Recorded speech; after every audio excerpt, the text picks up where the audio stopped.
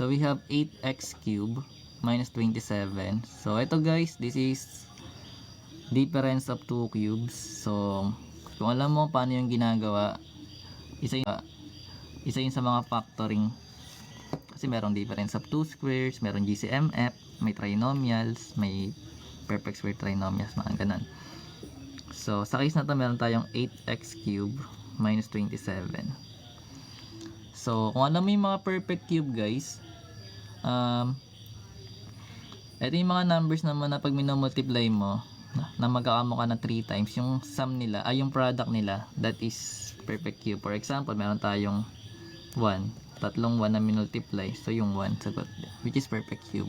Or 2, so tatlong 2, that is 8, so perfect cube yung 8.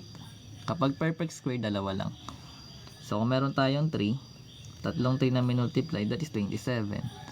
So big sabihin, kung perfect cube tong 8, perfect cube yung 27, tapos naka-minus sila, this is difference of 2 cubes.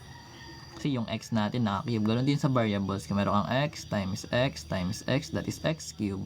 Kung squared naman, magiging x raised to 6. So perfect cube din to.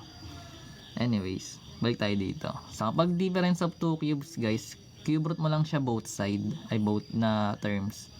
So pag kinube root natin to, yung kakalabasan niyan is 2x, then minus yung cube root ng 27, that is 3, diba? Magiging 3. So sa case na to guys, ang may formula kasi to, may pattern, na kapag difference guys, yung other factors na ito puro positive na.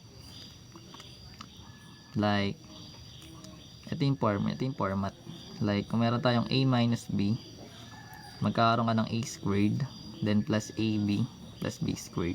So big sabihin, ito yung 2x mo, siya yung magsisilbing a, then yung 3 mo, yung magsisilbing b. So magkakaroon tayo dito ng 2x minus 3. Then di ba sabi natin yung 2x siya yung magiging a. So kung meron kang 2x, tas in square mo yon, magkakaroon tayo ng 2x times 2x doon, which is 4x squared. Then meron tayong a times b, kasi magkadikit. So yung a natin is 2x times 3. So 2x times 3, that is 6x. So magkakaroon tayo ng 6x. Then meron tayong 3, squared natin yon, that is 9. So ito yung magiging factored form ng difference of 2 cubes natin. So may mga other pa yan guys, like sabi ko nga kanina,